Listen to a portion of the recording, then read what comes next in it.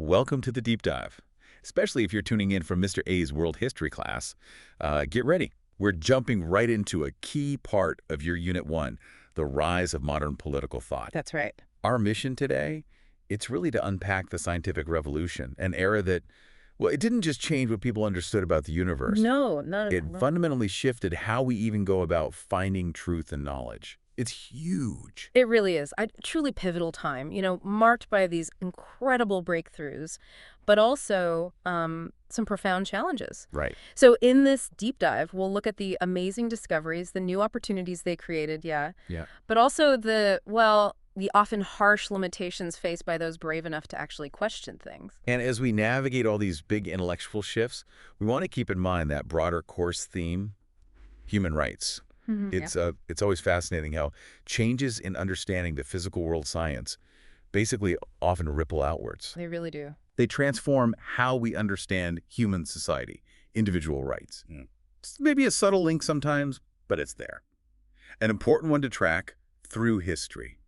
Okay, ready to dig in? Absolutely. So before this whole revolution kicked off, the way people sought knowledge was, well, very different. And also, For centuries, understanding really came from ancient authorities, primarily figures like Aristotle. the classics. Exactly. Medieval scholars, they didn't typically go out and, observe the natural world directly. Their method was much more about reading, interpreting, commenting on these established texts. So, okay, if that was the standard for so long, Yeah. what cracked it open? What actually sparked this huge shift? Well, it wasn't just one thing. It was more like several forces converging, kind of creating the perfect conditions for change. Okay.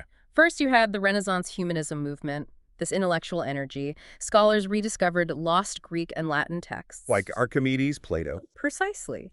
And they realized something pretty profound. Even the ancients themselves didn't always agree with each other, or with the medieval interpretations. So not one single source of truth. Exactly. It shattered that idea that knowledge was this single settled thing. It opened the door for new thinking, new interpretations. And it wasn't just old books, right? There were practical things pushing people, too. Absolutely. Very down-to-earth problems. Imagine a merchant trying to figure out ship capacity, or an architect needing super precise measurements. Stuff that actually mattered day to day. Right. These technical challenges, they demanded careful observation, accurate measurements. It forced people to look at the world around them with sort of a new level of detail. And then came the technology. Oh, yeah. The game changers. Yeah. New instruments, the telescope, the microscope. These weren't just clever gadgets. Wow. They literally opened up new universes. The telescope showed cosmic wonders no one had dreamed of. The microscope revealed intricate worlds in, like, a drop of water. Suddenly, whole new realms to explore. Mind-blowing stuff. And to get these ideas out there. You needed a way to share them quickly. Enter the printing press. Huge. It wasn't just faster copying. It dramatically sped up the spread of these new ideas. Widespread intellectual exchange became possible like never before.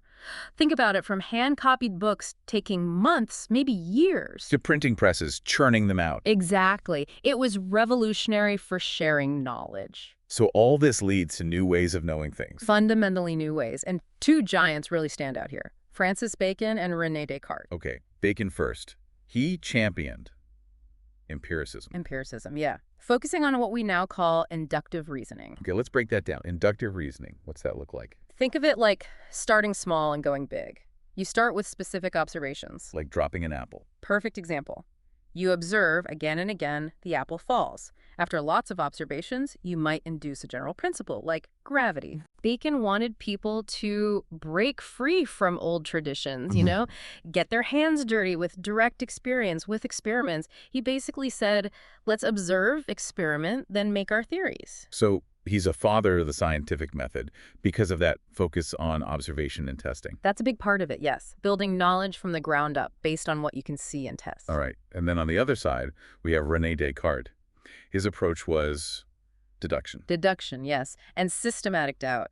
Descartes famously argued for questioning absolutely everything. Everything. Everything, to arrive at truths that were simply undeniable. His famous line, "I think, therefore I am, cogito ergo sum." Right. That was his first certainty. The act of doubting proved his own existence as a thinking being. Wow. And he also came up with Cartesian dualism. He did. Hmm. This idea that the world is made of two fundamentally different substances. Physical matter, like rocks and bodies, and spiritual mind or consciousness. Why did he propose that? Well, it was partly his way of reconciling this new scientific view of a mechanical, predictable universe with the undeniable existence of human thought, soul, maybe even God. It sort of created two separate domains to study. Science could handle matter, philosophy and theology could handle mind. That sounds like it would have huge implications. Oh, massive. For centuries to come, in both science and philosophy. Okay, so just to keep them straight, Bacon's induction is specific observations leading to general theory, like a detective. Yeah, that's a good analogy. Gathering clues to build the case. And Descartes' deductions. Deduction goes the other way. Starts with a general principle or premise. Like all mammals breathe air. Right. And then moves to a specific conclusion. A whale is a mammal, therefore. A whale breathes air. Yeah. Got it. Testing a theory, basically. Exactly. Applying a general rule. Both methods, induction and deduction, were absolutely vital for the scientific revolution. So we've got these powerful new ways of thinking, new tools. Where do they make the biggest splash first? Seems like we have to look up, right? Definitely. To the cosmos. That's where some of the most dramatic, earth-shattering shifts in understanding happened. And it brings us back to that question. How did this revolution reshape our whole understanding of the natural world? Right. Let's start with Copernicus. Nicholas Copernicus. In 1543, his book On the Revolutions of the Heavenly Spheres. Well, it dared to challenge the model that had stood for over 1,000 years. The geocentric model. Earth at the center. Exactly. He proposed a heliocentric model instead, sun-centered. And that wasn't just, like, rearranging the furniture, was it? Oh, absolutely not. I mean, technically, his model still had issues. It kept perfect circular orbits, for instance, and wasn't immediately way more accurate for predicting things. But the idea. The idea was monumental, a paradigm shift. Think about it. It wasn't just astronomy. It was a fundamental shift in humanity's place in the universe. Suddenly, maybe we weren't the center of everything. That must have been profoundly unsettling for some. Deeply. It cracked open dogma way beyond just the scientific facts. It really laid the groundwork for so much that followed. Okay, so Copernicus opens the door. Who walks through it next? Johannes Kepler. Building directly on Copernicus, Kepler used just incredibly meticulous observations and data, much of it gathered by his mentor, Tycho Brahe. Right, the guy with the silver nose. That's the one. Kepler used that data to really solidify the heliocentric model, and his key discovery was huge. Which was? Planets don't move in perfect circles, they move in ellipses. Ellipses. Not circles. That sounds simple, but I bet it was revolutionary. It was a massive leap. Kepler came up with 3 laws of planetary motion. It shifted astronomy from just describing things to using mathematical precision, empirical data. He showed the heavens weren't this perfect, unchanging realm Aristotle imagined. They followed predictable mathematical laws. Wow. Okay, Copernicus, Kepler, then Galileo. Then Galileo Galilei. Armed with his telescope 1, he significantly improved himself. And he saw things. Things nobody had seen before. Moons orbiting Jupiter, not Earth. Sunspots on the sun, meaning it wasn't perfect. The phases of Venus, just like our moon, which only made sense if Venus orbited the sun. So direct observational evidence supporting Copernicus. Exactly. Compelling evidence. So compelling. He vigorously defended the Copernican model in his book, Dialogue Concerning the Two Chief World Systems. And he wrote it in Italian, right? Not Latin. Yes. Which made his arguments accessible to way more people. But that accessibility also put him squarely on a collision course with the church. We'll definitely come back to that collision. But first, the giant who tied it all together. Sir Isaac Newton, the synthesizer. In 1687, he publishes his Principia Naturalis, or Principia Mathematica, as it's often known. And this laid out His 3 laws of motion, and famously the law of universal gravitation. universal gravitation. The apple and the moon idea. Right. Newton didn't just describe how things move, he explained why. He showed the same physical laws governed a falling apple on Earth and the moon orbiting in the sky. Unifying celestial and terrestrial physics. Into one elegant system. His work, developing calculus to describe it all. It argued for a universe governed by natural mathematical laws. Like a giant predictable machine. It was just an intellectual achievement that redefined reality. Incredible. But as you mentioned with Galileo, these radical new ideas, they weren't always welcomed with open arms, were they? Not at all. Which brings us right to that famous clash, Galileo and the church.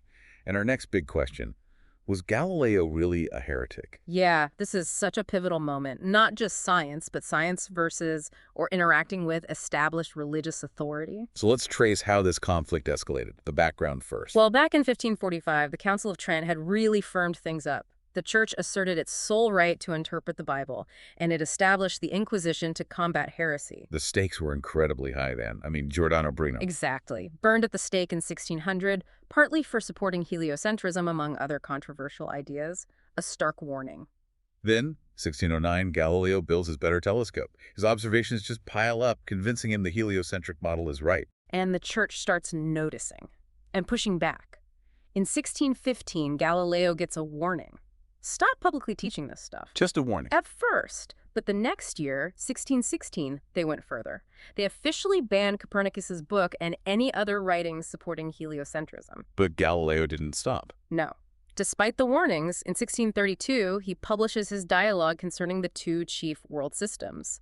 He presents arguments for both models, but it's, well, pretty clear he favors Copernicus. Oh, the trigger. That directly led to his trial by the Roman Inquisition in 1633. So facing this powerful institution, how did Galileo defend himself? What was his argument? Well, we have his 1615 letter to the Duchess Christina. In it, he argued essentially that the Bible cannot err, but only when its true meaning is understood. Meaning it's often very complex, and sometimes it uses language that seems to say one thing but signifies something deeper. It's bare words, as he put it. So not always literal. Right. He argued God gave us senses, reason, and intellect for a reason specifically to use them in understanding the physical world through direct experience. He even questioned if a scientific idea that didn't touch on the salvation of souls could really be heresy. A bold argument, but the Church's stance. How did they respond officially? Their position was articulated very clearly by Cardinal Bellarmine. He pointed back to the Council of Trent. It prohibited interpreting Scripture in a way that went against the common agreement of the Holy Fathers. Meaning the traditional interpretation. Exactly. If all the great early church thinkers agreed on a literal meaning, like the sun moving around a stationary earth, then contradicting that was heresy. Plain and simple. Wow. Bellarmine even said denying the literal interpretation of certain passages was just as heretical as denying core Christian beliefs. But was there any wiggle room? Well, there's a crucial nuance. Bellarmine did say, and this is important, that if there were a true demonstration, real proof of heliocentrism, then the Church would have to proceed with great caution in re-explaining the Scriptures that seemed contrary. Okay. But he insisted he hadn't seen any such definitive proof. He relied on common sense, experience, and the established interpretations. Galileo's telescope views weren't considered proof in that sense yet. And so the outcome in 1633 was? Tragic, really. Galileo was formally condemned. The Church declared the idea that the sun is in the center of the world and immovable to be absurd, philosophically false, and formally heretical. Heretical because? Because it was expressly contrary to Holy Scriptures. They also condemned him for daring to interpret the Scriptures according to your own meaning, and for holding an opinion the Church had already declared contrary to Scripture. He was forced to recant and spent the rest of his life under house arrest. Such a famous story. But then, much later, things changed. Dramatically. Fast forward almost 350 years. There was a 1992 New York Times article reporting on a Vatican commission. What did it find?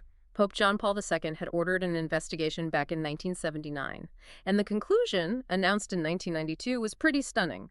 The Church had erred in condemning Galileo. Wow. Admitting error after all that time. Why then? Why was it easier in 1992 than in 1633? Several reasons, really. By 1992, heliocentrism wasn't just theory, it was proven scientific fact, universally accepted.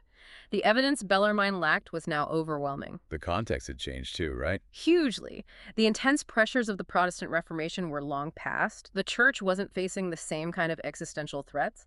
Pope John Paul II explained it by saying the 17th century theologians hadn't properly recognized the formal distinction between the Bible and its interpretation. Meaning? They'd mistakenly turned a scientific question into a matter of religious doctrine. They blurred the lines between faith and scientific investigation. It was a recognition that they'd overstepped. It's an incredible saga. It really makes you think, doesn't it?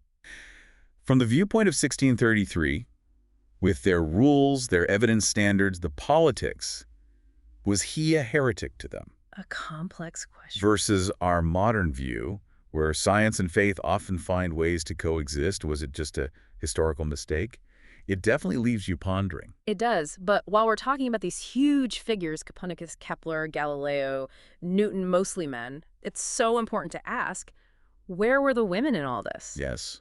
What opportunities did they have and what barriers did they run into? That's our next historical question, right? Oh, Dag. The opportunities and limitations for women in science during the 17th and 18th centuries. Exactly. And it's crucial to study this because history often just overlooks them. Their stories tell us so much more about the society back then, the intellectual climate, and honestly, the sheer grit it took for women to pursue knowledge when the system was largely designed to keep them out. Absolutely. So what opportunities did exist? Well, one key path, though often informal, was working alongside husbands or male relatives. Like Elizabetha Hevelius. A great example, a prominent 17th century astronomer. She worked closely with her husband, Johann. They used these massive sextants. Some needed 2 people to operate, observing stars, creating detailed star catalogs. Marriage provided a pathway there. And Maria Winkelmann? Similar story, initially. She worked on official astronomical calendars, clearly demonstrating her skills. Collaboration was one way in. What about publishing or translating? Were women able to do that? Somewhere, yes. Margaret Cavendish is fascinating. She published scientific and philosophical works like the Philosophical and Physical Opinions in 1655. How did she gain her knowledge? She learned a lot from her husband's circle and experiences, and she famously preferred intellectual discussions, feasting with sciences, she called it, over typical social events. And Emily du Châtelet, her story is quite dramatic. Incredible woman, a French aristocrat, a scientist. She took on the massive task of translating Newton's Principia into French, adding her own important commentary. And wasn't she working against time? Yes, intensely. Driven by a fear of dying in childbirth, a very real danger then, and losing her life's work before it was finished. It highlights the pressures women faced. So some informal learning was possible too. Definitely. Even if it had to be sort of undercover, women like Cavendish or later Dorothea Schlosser could learn from the men in their intellectual circles, absorbing ideas, maybe contributing quietly. But the limitations, Yeah. they must have been significant. Oh, huge. And often very explicit. A major barrier was just being excluded from the formal institutions of science. Like the Royal Society in London. Exactly. Margaret Cavendish was eventually invited to visit in 1667, but the records show it was after much debate, pro and con, with many being against it. It wasn't exactly a warm welcome. And Maria Winkelmann's case with the Berlin Academy.